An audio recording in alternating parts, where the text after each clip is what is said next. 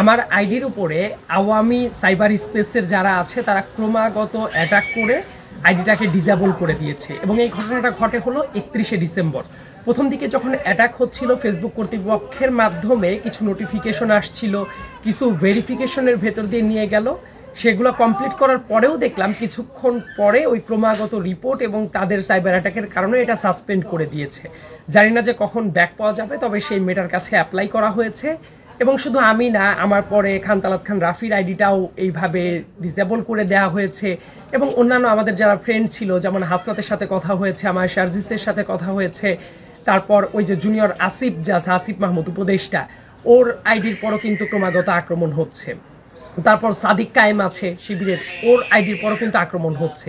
এইসব কারণে আমাদেরটা যেহেতু পার্মানেন্ট ডিসেবল করে ফেলেছে, ওদেরটা এই সিকিউরিটি ইস্যুর জন্য ওরা আপাতত ডিঅ্যাক্টিভেটেড করে রেখেছে আক্রমণের থ্রেট থেকে বাঁচার জন্য।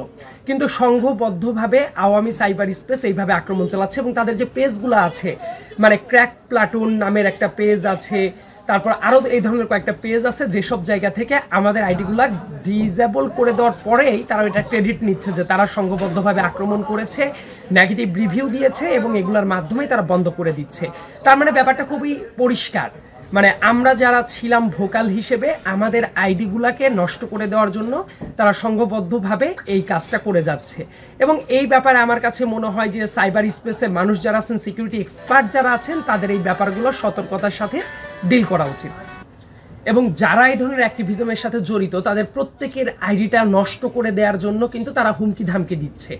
ইতিপূর্বে দেখা যেত যে কোনো ধরনের আক্রমণ বা কোনো কিছু এই টাইপ হলে একটা প্রোটেকশন পাওয়ার মতো ব্যবস্থা থাকতো। অ্যান্ড ইনফ্যাক্ট যেহেতু এই পতিত স্বৈরাচার তারা বাইরে চলে যাওয়ার পরেও তারা কিন্তু সাইবার স্পেসে তাদের উপস্থিতি খুবই সরব এবং তারা ক্রমাগত অনলাইনে হুমকি ধামকি এগুলা দিয়েই যাচ্ছে।